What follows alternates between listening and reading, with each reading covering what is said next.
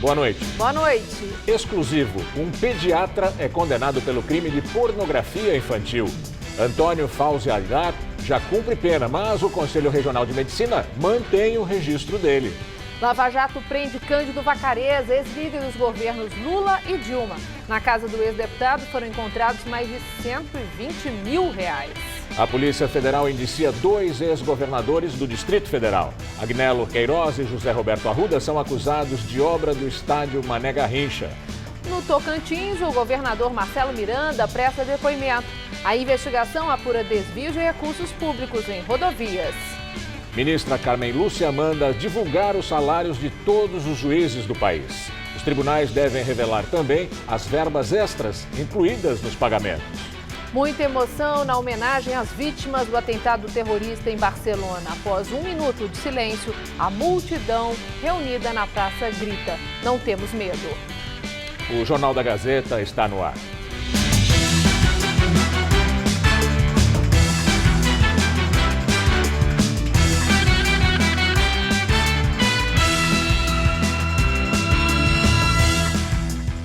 O Jornal da Gazeta começa hoje com uma reportagem exclusiva.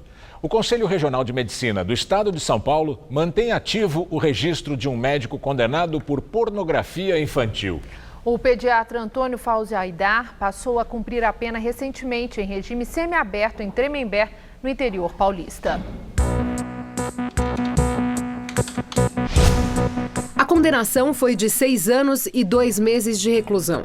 O crime, obter e trocar registro de cena de sexo explícito ou pornografia envolvendo criança ou adolescente.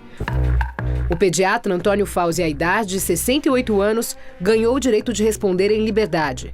O processo passou por várias instâncias, chegou ao Supremo Tribunal Federal e, passados quase 3 anos, no último dia 2, ele começou enfim a cumprir a pena na penitenciária de Tremembé 2, no interior paulista. A defesa chegou a reclamar que as regras do regime semiaberto não estavam sendo cumpridas, mas o Superior Tribunal de Justiça negou o pedido de habeas corpus. A operação da Polícia Federal que o levou para trás das grades começou em 2008, a Carrossel 2. A investigação identificou usuários de computador que baixavam e compartilhavam vídeos com imagens de abuso sexual infantil. Antônio Fauzi Aidar estava entre os suspeitos. No computador dele, apreendido na residência, foram encontrados 75 vídeos que sugeriam conteúdo pornográfico com menores. Registros de sites e mídias externas, como um DVD gravado em casa, também indicavam conteúdo criminoso, mas o material foi apagado, deixando poucos rastros das imagens em si. O perito da polícia conseguiu recuperar 2 vídeos, aos olhos da lei, a prova de envolvimento com pedofilia. Já são 6 anos desde o início do processo e durante todo esse tempo, o médico Antônio Fauzi Aidar continuou livre para exercer a função de pediatra. Ele tentou tornar a sentença sigilosa, inclusive para os colegas de profissão, até que tivesse recorrido a todas as instâncias. Mas a Justiça negou esse pedido e enviou as informações para o CREMESP, que até agora, mesmo depois da condenação de não cabe mais recurso e com ele preso, não cassou o registro do pediatra. Antônio Fauzi Aidar tem cerca de 40 anos de profissão e já trabalhou em grandes hospitais. Chegou a ter a própria clínica em sociedade com outros médicos em Endereço Nobre de São Paulo. Quando foi condenado em 2014, a parceria foi desfeita, mas ele ainda consta na lista de médicos de algumas instituições. Nós tentamos agendar uma consulta. Não, ele não trabalha mais aqui. Não trabalha mais? Não, já se aposentou faz alguns anos. No entanto, o registro de Antônio Fauzi Aidar no Conselho Regional de Medicina do Estado de São Paulo segue ativo. Em nota, o CREMESP afirma que instaurou sindicância deste caso em 2014, a partir de denúncia encaminhada pela Justiça Federal. E informa que depois de extensa investigação, não foi constatado indício de infração ética praticada pelo médico no exercício da profissão. A sindicância no CREMESP foi arquivada em 2016. A nota diz ainda que, diante do julgamento proferido pela Justiça, o CREMESP vai solicitar acesso aos autos para verificar se há fato novo que enseja a reabertura de sindicância contra o médico. E se comprovada sua culpabilidade, o profissional receberá uma das 5 penas disciplinares aplicáveis, previstas em lei, que vão de advertência confidencial à cassação do exercício profissional. O Conselho esclarece ainda que a Justiça Comum e o CREMESP são instâncias distintas e tramitam com independência. E reconhece que crimes como pedofilia e assédio sexual são práticas incompatíveis com o exercício da profissão médica. Nós entramos em contato com a defesa de Antônio Fauzi Aidar, mas o atual advogado do médico não quis nos atender. Nos autos, o médico se declarou inocente. Afirmou que, ocasionalmente, acessava sites na internet a respeito do assunto, somente a título de curiosidade. E afirmou ao juiz não ter feito download de forma consciente de vídeos ou material contendo pornografia infantil e que, se tivesse baixado os arquivos desse tipo, os teria apagado prontamente. O perito foi categórico ao afirmar que o programa de download depende da escolha do usuário para definir os arquivos a serem baixados e que houve a escolha dos 75 arquivos com nomes explicitamente relacionados à pornografia infanto-juvenil. A defesa chegou a alegar que o computador do médico tinha sido acessado remotamente, mas o perito comprovou que havia também o registro da gravação do material baixado em um HD externo e em um DVD, operação que exige a presença física da pessoa. O médico garantiu que, em casa, ele era o único a mexer no aparelho. E agora um outro caso envolvendo péssimos médicos. No caso, o ex-médico Roger Abdelmaci, sentenciado a 181 anos de prisão. Hoje ele voltou para o hospital penitenciário. É a sexta vez em menos de 2 meses que a justiça determinou um novo rumo para ele, condenado por 48 estupros de pacientes. Ele havia sido liberado para cumprir a pena em casa por problemas de saúde, mas a justiça considerou que ele não pode ficar em casa sem tornozeleira eletrônica, porque tem um histórico de fuga. Depois de uma tarde de terror ontem, numa das regiões mais turísticas de Barcelona, a polícia espanhola conseguiu evitar um outro massacre, dessa vez em Cambrils, a 120 quilômetros de Barcelona. A polícia espanhola acredita que um dos terroristas mortos nesse episódio seja o motorista da van que atropelou uma multidão na capital catalã. De madrugada, um carro com 5 terroristas chegou a atropelar pedestres e alguns policiais, que reagiram ao ataque com tiros. 4 dos agressores morreram, mas um conseguiu fugir. Um vídeo divulgado hoje mostra o momento em que a polícia atirou contra o 5º terrorista. Nas imagens, os policiais dão ordens para que ele pare. Depois de alguns disparos, ele cai no chão, mas volta a se levantar e tenta fugir. Nesse momento, há novos tiros e o homem cai de novo. Todos os terroristas tinham armas brancas e usavam falsos cintos explosivos. Entre eles estava Moussa Kabir, o irmão de Driss Kabir, um dos detidos ontem. Ele é considerado um dos suspeitos-chave, porque uma das linhas de investigação é de que o jovem de 17 anos teria usado os documentos do irmão, Driss, para conseguir alugar a perua. Em outra cidade da Catalunha, Ripoll, a polícia prendeu mais 2 marroquinos, suspeitos de vínculos com os atentados. As autoridades continuam em busca de outro homem que seria marroquino. Segundo as autoridades espanholas, a maioria dos 130 feridos e 13 mortos no atentado de ontem em Barcelona é de estrangeiros. Há pessoas de pelo menos 35 nacionalidades. De acordo com Itamaraty, não há brasileiros entre as vítimas. Pelo menos 13 alemães, 2 italianos, 1 belga e 26 franceses estão entre as vítimas do ataque nas Ramblas. Pessoas de outros países, como Argentina, Peru, Austrália, China, Cuba e Venezuela, também foram identificadas. Pelo menos 3 espanhóis morreram no atropelamento. A região do atentado foi tomada por homenagens às vítimas. Mais de 100 mil pessoas fizeram um minuto de silêncio na Praça de Catalunha. O primeiro-ministro Mariano Rajoy estava lá.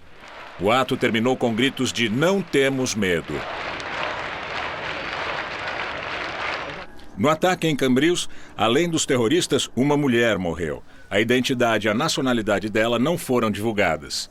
Outras 6 pessoas ficaram feridas, sendo 3 policiais. Na Finlândia, um ataque com faca deixou pelo menos 2 mortos e 6 feridos. O ataque ocorreu em Turku, que fica a cerca de 150 quilômetros da capital Helsinki. Um suspeito foi baleado na perna na troca de tiros com a polícia. As vítimas não foram identificadas. O nível de ameaça terrorista do país foi elevado em junho pelo Serviço de Inteligência finlandês, mas a autoria da ação ainda não foi divulgada. As autoridades pediram para que as pessoas evitem o centro da cidade.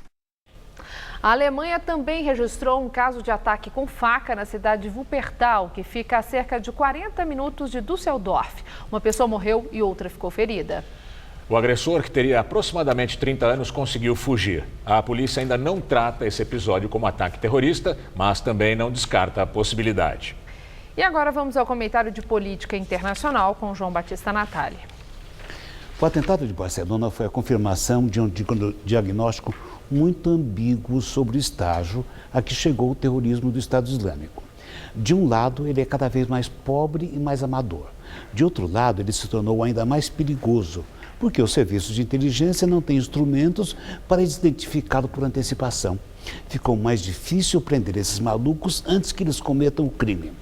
O amadorismo foi criado pela necessidade, dentro de uma organização que praticamente perdeu o orçamento bilionário que tinha e perdeu também territórios que controlava na Síria e no Iraque, e era nesses dois países que o Estado Islâmico tinha montado centros de treinamento, onde recrutava os mais fanáticos e os enviava clandestinamente para a Europa.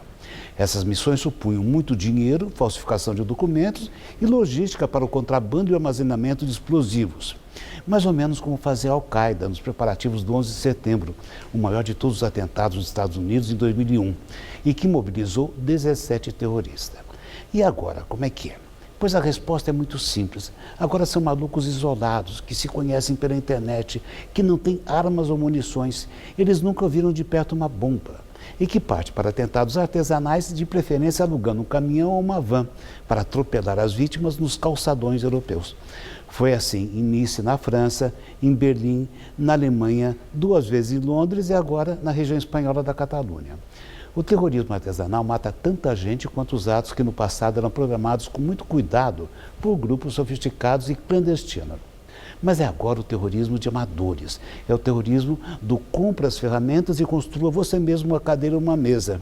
É o terrorismo que banalizou a monstruosidade e colocou a monstruosidade ao alcance de qualquer psicopata. É por causa desse amadorismo que o planeta ficou mais perigoso. É assim que o mundo gira. Boa noite. A Polícia Federal lança 2 fases da Operação Lava Jato e prende Cândido Vacareza, ex-líder do governo nas gestões dos petistas Dilma e Lula. Em São Paulo, na casa do ex-deputado, hoje filiado, foram encontrados R$122 mil em dinheiro. Essa é a primeira vez que a Polícia Federal realiza 2 fases da Operação Lava Jato ao mesmo tempo. Ao todo, foram cumpridos nas 2 operações 46 mandados judiciais nas cidades do Rio de Janeiro, em Santos, no litoral paulista, e em São Paulo. 29 de busca e apreensão, 11 de condução coercitiva e 6 de prisão temporária. Entre elas, a do ex-deputado federal Cândido Vacareza. Cândido Vacareza foi preso no seu apartamento aqui na Moca, na zona leste de São Paulo, e levado para a sede da Polícia Federal em Curitiba. O ex-deputado é suspeito de receber ao menos $438 mil em propinas de contratos da Petrobras até 2011. Com ele no apartamento foram apreendidos cerca de R$122 mil em dinheiro. Hoje, o juiz Sérgio Moro, responsável pelos processos da Operação Lava Jato na primeira instância, determinou o bloqueio de até R$6 milhões das contas de investigados da Operação Abate, entre eles Vacareza. Cândido Eupídio de Souza Vacareza tem 61 anos e foi 2 vezes deputado estadual em São Paulo e outras 2 deputado federal. Nos 4 mandatos, era afiliado ao PT. Em Brasília, foi líder nos governos do ex-presidente Lula e da ex-presidente Dilma Rousseff. Há menos de 2 meses, o ex-deputado, que é o presidente estadual por São Paulo do partido Avante, antigo PT do B, chegou a gravar um vídeo afirmando estar revoltado com a política. Vacareza também criticou a corrupção, falou em desmando econômico e falta de diálogo e disse que o Brasil tem jeito. O PT do B agora é Avante, um partido que vai valorizar o diálogo para termos justiça social e prosperidade econômica. O vídeo de 34 segundos foi postado no seu perfil no Facebook e, depois da prisão, retirado. As investigações que deram origem às operações de hoje tiveram início a partir da delação premiada do ex-diretor de abastecimento da Petrobras, Paulo Roberto Costa. A Operação Abate investiga as fraudes no fornecimento de asfalto para a Petrobras por uma empresa norte-americana entre 2010 e 2013. Segundo o Ministério Público Federal, o esquema beneficiou funcionários da estatal, o PT e principalmente Vacareza.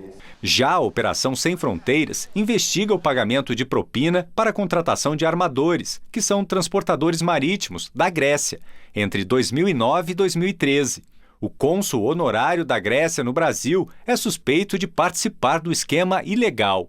Pelo menos 2% dos contratos com as empresas, que superaram os 500 milhões de dólares, seriam propina para políticos, funcionários da Petrobras e operadores financeiros.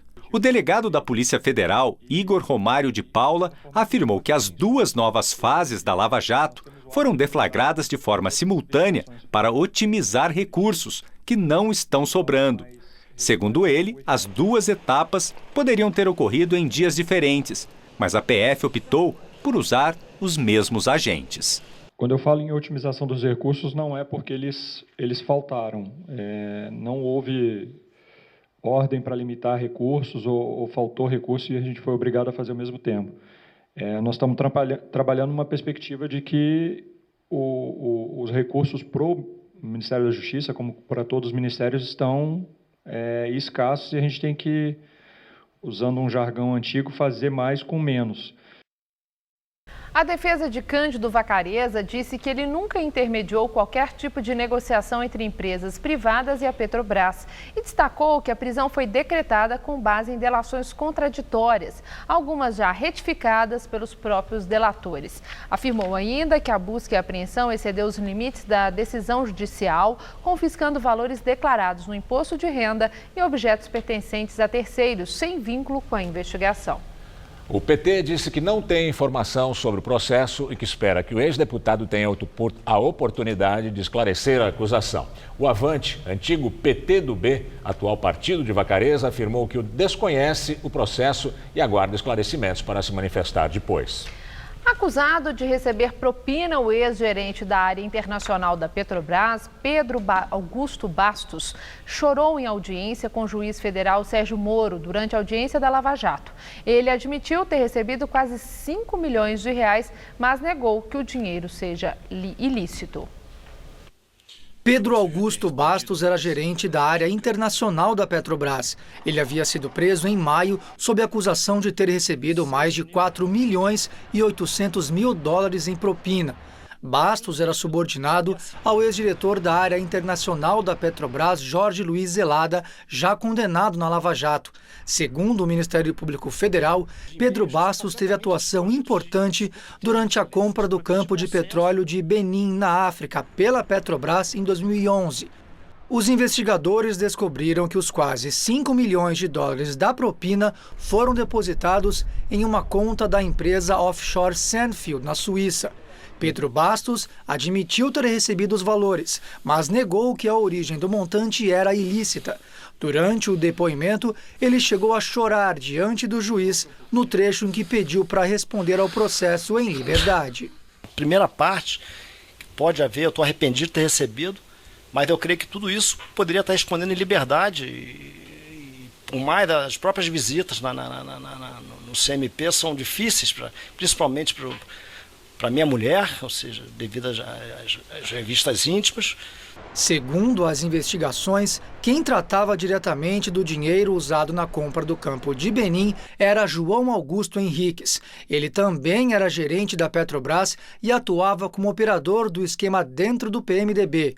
Pedro Bastos confessou ao juiz Sérgio Moro que em 2010 prestou consultoria durante os negócios na África e que só para esta finalidade recebeu 700 mil dólares. Segundo o próprio depoente, os outros 4 milhões 165 mil dólares foram depositados posteriormente por meio de outra consultoria que ele prestou desta vez para viabilizar um repasse de dinheiro da empresa para a companhia portuguesa CBH. A denúncia também afirma que parte do dinheiro entregue a Pedro Bastos foi depois repassada a vários políticos do PMDB, entre eles o ex-deputado Eduardo Cunha, que está preso e já foi condenado na Lava Jato. Porém, Pedro Bastos nega que tenha feito qualquer repasse a políticos e disse que ele ficou com todo o dinheiro recebido. Ao final do depoimento, ele disse que pretende devolver uma dessas parcelas, a de $700 mil. Isso se a Justiça liberar a conta, bloqueada desde que ele foi preso. O juiz Sérgio Moro deve ouvir mais 2 testemunhas antes de decretar a sentença a Pedro Bastos. O publicitário Marcos Valério prestou novo depoimento hoje à polícia de Minas Gerais no caso do mensalão Tucano. Segundo a polícia, ele estava sendo chantageado para não revelar segredos do esquema envolvendo políticos mineiros. Ele aceitou delatar as fraudes do mensalão do PSDB em troca da redução da pena. O publicitário foi ouvido na sede da Polícia Federal em Belo Horizonte. Foi chamado de novo porque pessoas que ele delatou estariam tentando obstruir a justiça. Marcos Valério é réu no processo que investiga o mensalão Tucano, considerado o embrião do escândalo petista. É acusado de ter usado as agências de publicidade dele para lavar R$3,5 milhões na época, desviados de empresas públicas de Minas Gerais para a campanha à reeleição do então governador Eduardo Azeredo, do PSDB, em 1998. Valério operava do mesmo jeito que no mensalão do PT. Recebia o dinheiro por meio de contratos fictícios de publicidade e emitia notas frias de serviços que não eram prestados. Azeredo, derrotado nas urnas, foi condenado a 20 anos de prisão, mas recorre em liberdade. Depois de quase 2 anos de espera, o Tribunal de Justiça de Minas marcou o julgamento de Azeredo na segunda instância para o próximo dia 22 de agosto. No começo de julho, Marcos Valério fechou acordo de delação premiada, na qual revela fatos novos e detalha o envolvimento de políticos no esquema. Agora, a partir do serviço de inteligência, a Polícia Federal descobriu que pessoas citadas por Valério estariam tentando aliciar testemunhas, com o objetivo de invalidar a delação dele e, com isso, impedir novas investigações. O Marcos Valério foi intimado por delegados que estão trabalhando na colaboração premiada dele, com a finalidade de prestar alguns esclarecimentos sobre informações que foram obtidas de que testemunhas e pessoas envolvidas citadas na delação estariam movimentando com a finalidade de criar obstáculos, com a finalidade de não tornar efetiva a delação premiada do Marcos Valério. A delação premiada de Marcos Valério ainda precisa ser homologada pelo Supremo Tribunal Federal, porque ele cita políticos que têm foro privilegiado. Um deles seria o presidente licenciado do PSDB, o senador Aécio Neves. Valério teria relatado o desvio de dinheiro em contratos quando Aécio era governador. O Tucano já é investigado no Supremo, suspeito de agir para maquiar dados do Banco Rural em 2005, com a intenção de esconder o mensalão Tucano da CPI no Congresso que investigava o esquema. Valério teria relatado ainda desvios além das divisas do estado de Minas. Teria citado fraude em contratos assinados entre 1994 e 2005, durante o governo de Fernando Henrique, do PSDB, e o de Lula, do PT, envolvendo recursos do Banco do Brasil e dos Correios. O depoimento de hoje de Marcos Valério será enviado ao Supremo para ser anexado à delação. O publicitário, apontado como operador do esquema, está preso desde 2013. Ele já foi condenado pelo mensalão do PT a 37 anos de cadeia. E daqui a pouco, Maria Lídia Flândula entrevista o relator da reforma política, o deputado federal Vicente Cândido, do PT de São Paulo.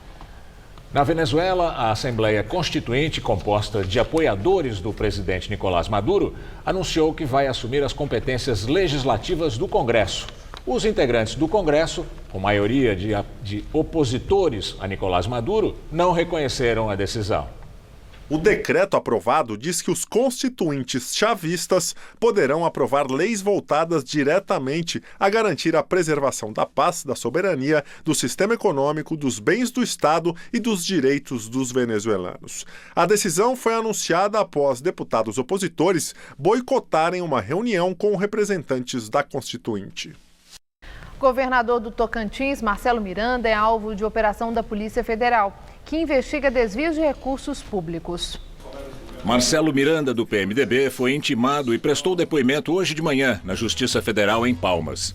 Também foram cumpridos mandados de busca e apreensão no gabinete e na casa do Procurador-Geral de Justiça, Clenan Renaud de Mello. A operação, que investiga pagamentos indevidos em obras de infraestrutura no estado do Tocantins, foi nomeada de Convergência, por ligar duas operações anteriores, a Operação Ápia e a Operação Reis do Gado. A Operação Ápia foi iniciada em outubro do ano passado. Na época, 115 mandados judiciais foram cumpridos. Um deles contra o ex-governador Sandoval Cardoso, que teve prisão preventiva decretada e ficou 15 dias na cadeia. Outro ex-governador do estado, Siqueira Campos, também foi alvo da ação. Já a Operação Reis do Gado, deflagrada em novembro do ano passado, também investiga corrupção e lavagem de dinheiro no estado e teve como um dos alvos o atual governador Marcelo Miranda. Segundo a polícia, as fraudes em licitações desviaram pelo menos 200 milhões de reais. Por meio da assessoria de imprensa, Miranda disse estar à disposição da Justiça, do Ministério Público e da Polícia e afirmou que não ocorreu qualquer ato ilícito. Polícia Federal indicia 21 gestores públicos e empresários por suposto faturamento nas obras do estádio Mané Garrincha, em Brasília. O documento cita os ex-governadores Agnello Queiroz, do PT, José Roberto Arruda, do PR, e o ex-vice-governador Tadeu Filipelli, do PMDB. O sobrepreço nas obras, segundo o relatório, que tem mais de 350 páginas, atingiu 559 milhões de reais, quase o valor inicial previsto para toda a obra, de 600 milhões. Passados 4 anos desde a inauguração do Mané Garrincha, em 2013, o custo total das obras ainda é alvo de especulação e estimativas. No relatório da Polícia Federal, a cifra atinge 1,575 bilhões de reais. O Tribunal de Contas do Estado aponta gastos de até 2 bilhões de reais. O relatório é resultado da Operação Panatenaico, deflagrada com base nas delações de executivos da construtora Andrade Gutierrez, responsável pela construção do Mané Garrincha, num consórcio com a empresa local Via Engenharia. Nas delações, os empresários revelaram um acordo de mercado com a Odebrecht para repartir a construção dos estádios da Copa do Mundo. Em troca do Mané, a Andrade apresentou uma proposta mais fraca na competição pelas obras da Arena Pernambuco, em Recife. A Panatenaico foi deflagrada em 23 de maio, quando Agnello Queiroz, do PT, José Roberto Arruda, do PR, e o ex-vice Tadeu Filipelli, do PMDB, foram detidos por relação com as obras do Mané Garrincha. O ministro Edson Fachin, do Supremo Tribunal Federal, retirou do âmbito da Operação Lava Jato o inquérito que investiga a senadora Vanessa Graciotin, do PCdoB, acusada de receber R$1,5 milhão de reais por meio de Caixa 2 para a campanha dela à Prefeitura de Manaus, em 2012. A acusação contra a senadora foi feita pelo ex-presidente da Odebrecht Ambiental, Fernando Luiz Reis, em depoimento ao Ministério Público Federal. Com a decisão, Fachin deixa de relatar o processo, que agora vai para a ministra Rosa Weber. Agora o comentário de Josias de Souza, direto de Brasília. Certas decisões dão ao Supremo Tribunal Federal a aparência de uma sucursal da Casa da Mãe Joana.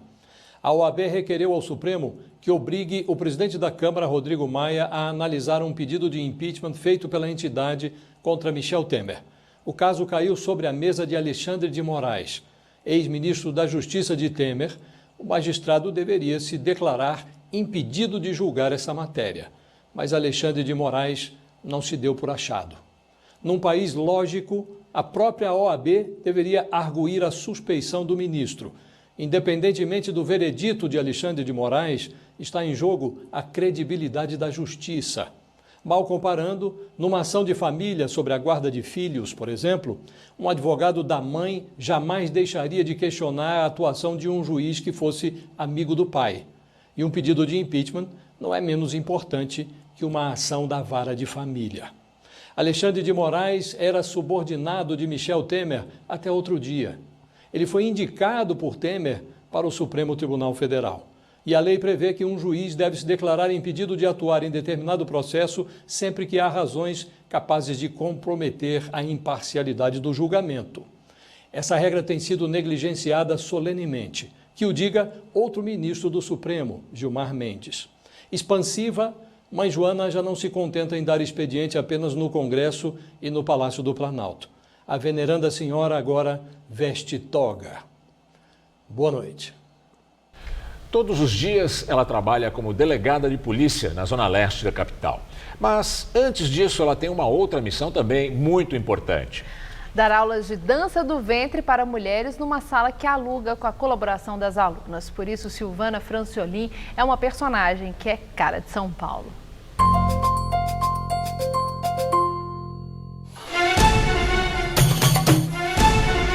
O tilintar das moedas e os sorrisos nos rostos já dão sinais que a aula está agradando.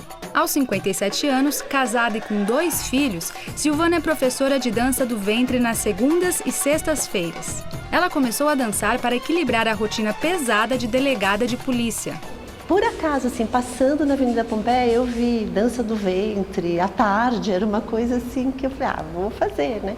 Fui numa aula, adorei e não parei até hoje. E foi na sensualidade dos movimentos que ela percebeu algo a mais. A dança do ventre, ela aumenta a tua amorosidade, eu não sei explicar porquê, não sei se porque ela mexe muito com essa energia do feminino, ela te torna uma pessoa melhor. Meio que na brincadeira, Silvana começou a ensinar várias mulheres a dançar ao ar livre no Parque Sabesp, no bairro do Sumaré, zona oeste da cidade. Passava gente, perguntava, que horas que é a aula, que horas que é a aula? Eu falava, mas não é aula, não era aula mesmo. Mas daí foi juntando gente, falou, olha, então todo mundo queria saber que horas é a aula, eu falei, então vamos marcar uma hora, né? Vamos marcar um dia, aí marcamos um dia e uma hora. Um dos motivos que a Silvana saiu do parque e escolheu essa sala para dar aulas foi por causa do espelho. Para ela é muito importante que as mulheres se olhem, não por causa da técnica da dança, e sim pela força que esse olhar traz. Às vezes você tem um susto, né? Porque você tá mais gorda, mais do que você imagina. Mas depois você começa a se acolher, você se aceita. As aulas são gratuitas e quem pode ajudar com um valor simbólico para a manutenção da sala será bem-vindo. É simplesmente amizade mesmo, pura e simples. A gente sai daqui realmente radiante, feliz. Depois da aula, o figurino muda e o ambiente também. Ela é delegada do Distrito Policial de número 56 na Vila Alpina, zona leste da capital. Há 32 anos na profissão, Silvana sabe das dificuldades da área, mas desfaz a imagem de delegada estressada. Você trabalha num ambiente mais denso, mais pesado, com preso. Daí eu comecei a procurar formas de manter meu equilíbrio. Então, primeiro veio a dança, depois veio a meditação junto com o reiki, que eu pratico até hoje. Aonde eu vou, as pessoas sabem que eu danço, porque aquilo é tão presente em mim, sabe, que você acaba espalhando.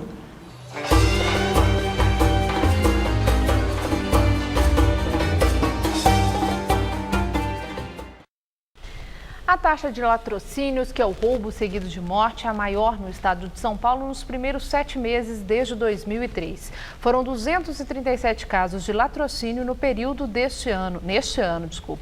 Na comparação com 2016, o aumento foi de 19,7%. Homicídios dolosos caíram entre janeiro e julho deste ano. Segundo os dados divulgados hoje pela polícia, nos primeiros 7 meses do ano foram 1.931 casos no estado, número 4,3% menor que o registrado de janeiro a julho de 2016. O prefeito de São Paulo, João Dória, demitiu hoje o secretário municipal do Verde e do Meio Ambiente, Gilberto Natalini, do PV. Segundo reportagem do jornal O Estado de São Paulo, atritos envolvendo projetos e fiscalizações ambientais na cidade motivaram a demissão. Aliados de Natalini disseram ao Estadão que o secretário denunciou à Controladoria Geral do município a existência de fraudes nas licenças para viabilizar edificações em desacordo com a lei. A medida teria desagradado empresas do setor imobiliário. Ontem, a Controladora Geral do município, Laura Mendes de Barros, foi demitida. Natalini disse que não vai comentar a decisão de Dória. Em 8 meses de gestão, pouco mais de 8 meses, este é o 4º secretário que sai do cargo. Natalini deve reassumir o mandato de vereador na Câmara Municipal, para o qual foi eleito em 2014.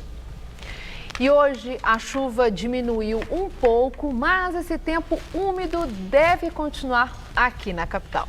O fim de semana vai ser instável, como você disse, mas com uma grande mudança no tempo a partir da semana que vem. Vamos saber por quê com Luciana Magalhães, que traz os detalhes da previsão.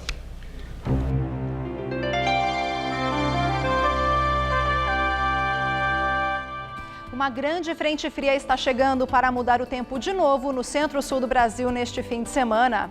Quando parecia que o tempo estava melhorando, chega uma frente fria trazendo chuva e frio em toda a região sul, até o Mato Grosso do Sul, São Paulo e sul de Minas e do Rio de Janeiro, sendo que o tempo fecha mesmo a partir de domingo. Sol com chuva passageira no norte do Maranhão e na faixa leste, que vai da Bahia até o Rio Grande do Norte. E nesta grande área amarela do mapa, o tempo continua firme. Vamos ver algumas temperaturas? Olha, tanto em Campo Grande quanto em Porto Alegre, no sábado chove e ainda faz calor, com máximas de 30 graus e 28 graus. Mas no domingo chove mais e a temperatura despenca. Chuva também em Recife, mas com máxima de 27 graus e tempo firme em Vitória, com máxima também de 27 graus. Vamos ver agora como fica o tempo em São Paulo. Olha, o sábado será de tempo mais firme, com sol e temperaturas em elevação ao longo do dia. Mas a chuva ainda aparece sendo mais frequente no litoral. Lembrando que o tempo muda de novo a partir de domingo. No centro-oeste, calor de 32 graus em Votuporanga e em Marília, máxima de 24. Já no norte paulista, máxima de 29 graus em Barretos e de 28 em Ribeirão Preto. E no litoral, não vai dar para aproveitar muito não, pois em Santos, a máxima não passa dos 22 e em Caraguá, máxima de 23 graus. Para a capital paulista, a chuva continua.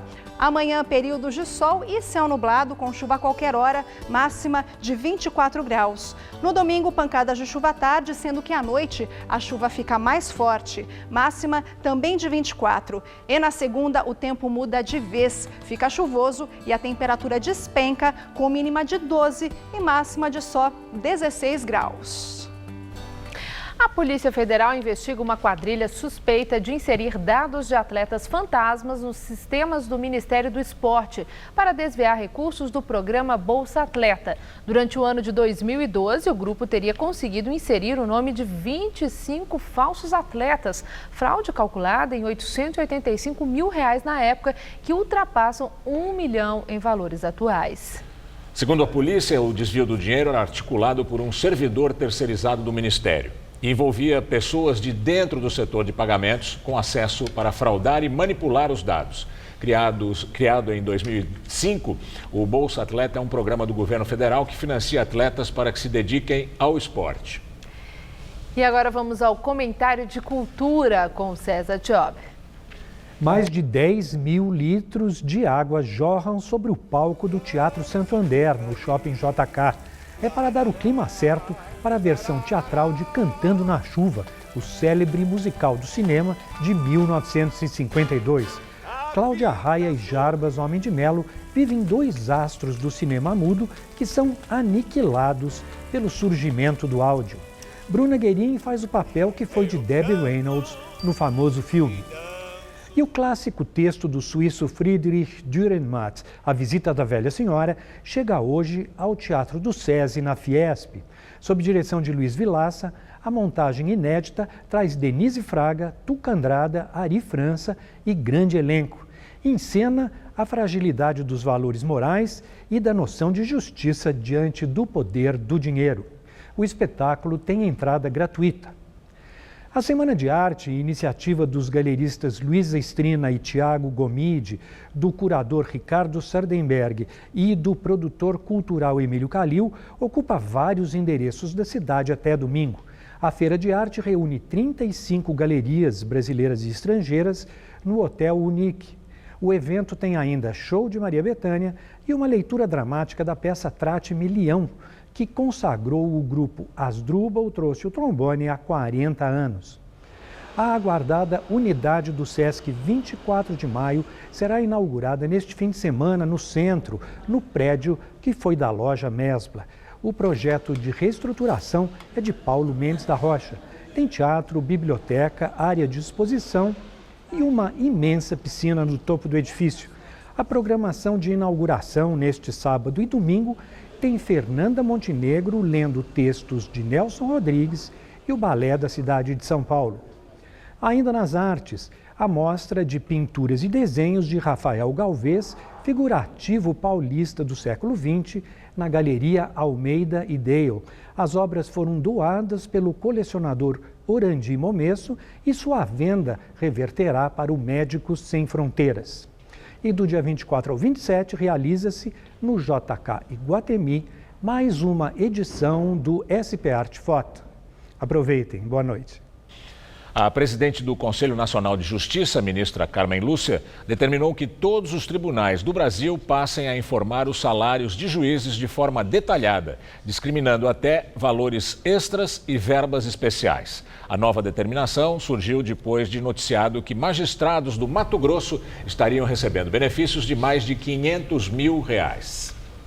Segundo a determinação da ministra Carmen Lúcia, os tribunais de todo o Brasil passam a ter 5 dias após o pagamento dos funcionários para informar ao Conselho Nacional de Justiça sobre a remuneração paga aos juízes do país. A determinação acontece depois de vir a público mais um caso em que um juiz do Mato Grosso, Mirko Vincenzo Gianotti, recebeu num único mês mais de R$500 mil de salário.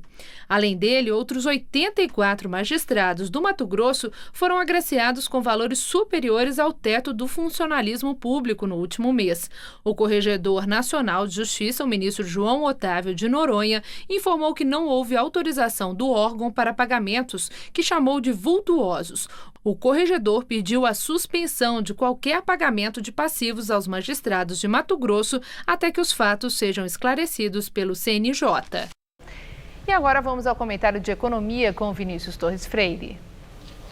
Talvez agora a gente saiba quantos juízes brasileiros ganham de verdade. Como a gente viu, Carmen Lúcia mandou os tribunais do país inteiro entregarem as folhas de pagamento dos juízes.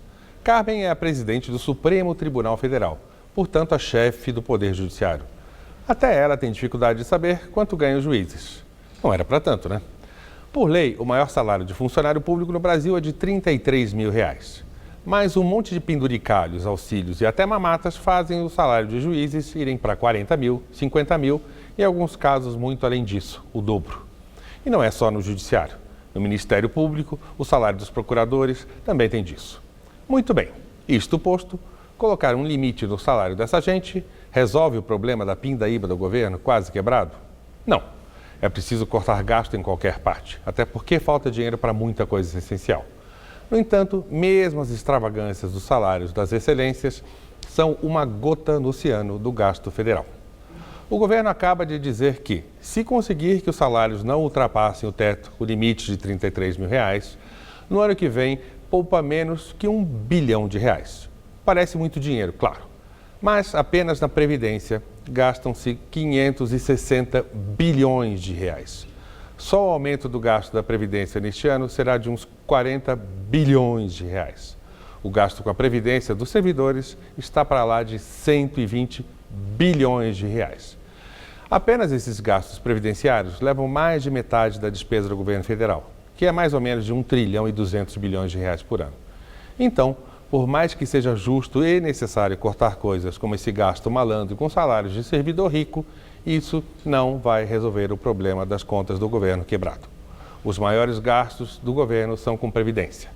Mesmo que se aumente imposto para pagar essa conta, ela não fecha, até porque o gasto da Previdência está crescendo brutalmente todo ano, pois os brasileiros estão envelhecendo rápido e, na média, se aposentam cedo. Aí que está o problema maior. E se não resolvermos esse problema, não vai ter dinheiro nem para pagar a própria Previdência no futuro. Boa noite. A seguir, Maria Lídia entrevista o relator da reforma política, o deputado federal Vicente Cândido, do PT de São Paulo. Na entrevista do dia com Maria Lídia Flandoli, a polêmica reforma política em tramitação na Câmara dos Deputados. O Jornal da Gazeta recebe o relator da reforma política, o deputado federal Vicente Cândido, eleito pelo PT de São Paulo. Muito obrigada, deputado, por estar conosco. Bom, ficou para a próxima terça-feira a primeira votação dessa polêmica reforma política. Pelos debates e as decisões que estavam sendo tomadas lá na Comissão da Reforma Política na Câmara, ficou aí uma impressão de uma certa voracidade dos parlamentares na busca e muito preocupados com a busca de dinheiro para suas campanhas, dinheiro fácil e farto. E apareceram propostas que também pareceram estar assim, estapafúrdias, sem sentido. Aquela da doação oculta, essa coisa toda. Eu quero ouvir do senhor se essa reforma chega no plenário desmoralizada. Maria Lídia, eu quero aproveitar aqui, boa noite ao telespectador, obrigado mais uma vez pelo convite e até me redimir um pouco. Eu tenho sido até muito crítico com o Congresso, com meus pares, de não aceitar fazer uma reforma mais ousada, uma reforma para a sociedade. Mas quero reconhecer, mesmo esse Congresso conservador, tímido, né, acuado, está aceitando o seguinte: para 2018 não, né, vamos ver o remédio que dá para fazer, mas a partir de 2022 eu creio que dá para aprovar medidas muito importantes. Por exemplo, se a gente adotar o sistema alemão, inspirado no modelo alemão, que é o distrital misto para as cidades e para, a partir de 22, para as eleições gerais, nós vamos fazer uma grande mudança. Vou te dar um dado aqui para você que é mulher, acho que é significativo. A Alemanha tem 40% de mulheres no parlamento, graças à lista pré-ordenada e os votos nos distritos. Se a gente conseguir implementar isso, eu creio que já valeu a pena fazer esta reforma política desta forma. De qualquer forma, o senhor está deixando claro que essa possibilidade do voto distrital misto, ela só seria em a partir de 20 ou a partir de 22. Eu vou tentar trazer para o texto. Demandando muito tempo. E aí prevaleceria, qual é a tendência? É prevalecer o tal distritão? Para 18? É. Para 18 nós vamos fazer não uma ponte, uma pinguela, uma coisa ainda paliativa. Está na moda, pinguela? Está na moda, né? Ponte do futuro, pinguela, ainda paliativo. Agora, quando eu fui indicado relator lá em outubro do ano passado, eu já, pegando as experiências negativas do passado, que a gente queria fazer reforma política sempre para implementar no ano seguinte, sempre o princípio da anterioridade, eu percebi que estava errado, porque mudanças de costumes, cultura, de vícios, não se faz de uma noite por dia, não é um decreto que você vai editar hoje e resolver amanhã. Por isso que os meus pares, mesmo com todo o conservadorismo, está topando. Para 18 vamos devagar, mas a partir de 20 e 22 a gente topa mudanças importantes. E também, por exemplo, na semana que vem deve entrar no plenário o novo marco regulatório da democracia, para você oxigenar, estimular a participação da sociedade nos projetos de iniciativa popular, em plebiscitos e referendos, que também é importante, entre muitas outras coisas, que em 8 minutos aqui você não vai me permitir que eu explique tudo. Não vai dar e nem essa é a nossa intenção, mas eu gostaria só de focar mais exatamente naquilo que está causando perplexidade. E, nesse sentido, a pressa. Há analistas que estão entendendo que a coisa está sendo muito rápida e uma mudança num sistema político eleitoral é algo realmente muito complexo para ser decidido a toque de caixa para poder valer no ano que vem. Não é verdade, Maria. No seu entender, está havendo sim não é verdade. Quem fala isso está falando com uma irresponsabilidade muito grande. Primeiro que a comissão está instalada desde outubro do ano passado. Eu estou negociando, conversando com a sociedade, com os parlamentares do partido desde outubro do ano passado.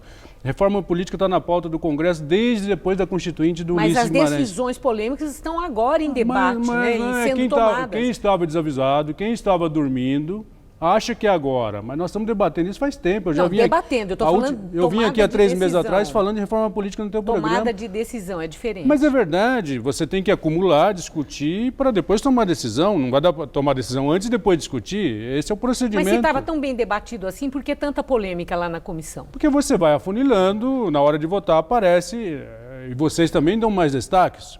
O relatório estava lá apresentado desde 4 de abril deste ano. tá certo? E as manchetes começam a aparecer agora, as manchetes que suscitam debate, sobretudo na sociedade. É também um pouco culpa da imprensa, que às vezes não pega o essencial do relatório e provoca o debate, pega as maldades, pega as coisas mais polêmicas. Bom, falando em coisas polêmicas, o financiamento para a campanha. Eu vi que o senhor se mostrou disposto a rever aqueles 3 bilhões e 600 milhões, que foi o montante que foi debatido lá e tomada a decisão lá nessa comissão. Vai mudar em quê? Estou tirando a obrigatoriedade do 0,5%, a vinculação. Meu projeto inicial era a lista pré-ordenada para 18 e a gente trabalharia com aproximadamente 2 bilhões de reais. Isso, comparado com o mundo, é muito factível. Como a gente não conseguiu implementar mudanças até agora no modelo de votação para 18, será distritão ou será o modelo atual com menos candidato, ainda vai ser uma eleição cara. No meu texto inicial também, a partir de 20, era a eleição bem mais barata. Nas últimas conversas durante a semana com o presidente de partidos, eles deixa permanente. Eu falei, tá bom, vocês vão assumir? Eu acho muito arriscado. Aí quando saiu a manchete, publicada pela imprensa, muita gente está recuando, tá bom, eu acho melhor até. Então eu vou tirar o 0,5%, vai deixar para a lei orçamentária no final do ano dizer o quanto vai custar a eleição de 2018. Nós vamos ter umas 3 eleições ainda que vai ser experimento, porque a de 18 é diferente das outras, a de 20 vai ser diferente das outras e a de 22 também será uma outra eleição. Então, as próximas 3 eleições, paciência democrática, né, com o curso das eleições, porque a nossa série histórica não permite que a gente projeta com segurança. Nós vamos ainda passar por essas turbulências e o Congresso Nacional vai ter que explicar para a sociedade, né, o quanto está gastando de dinheiro público nas campanhas eleitorais, que tem que gastar, mas tem que gastar com responsabilidade. Bom, nós estaremos acompanhando certamente toda a tramitação dessa polêmica reforma. Agradeço a sua presença hoje no Jornal da Gazeta. Muito obrigada, uma boa noite. Agradeço mais uma vez também a oportunidade. Obrigado. Obrigada. Gamberini. O Jornal da Gazeta termina aqui. A edição de hoje pode ser vista no site do Jornal da Gazeta. Mais notícias em nossa edição das 10. Uma boa noite para você. Boa noite, bom fim de semana e até segunda.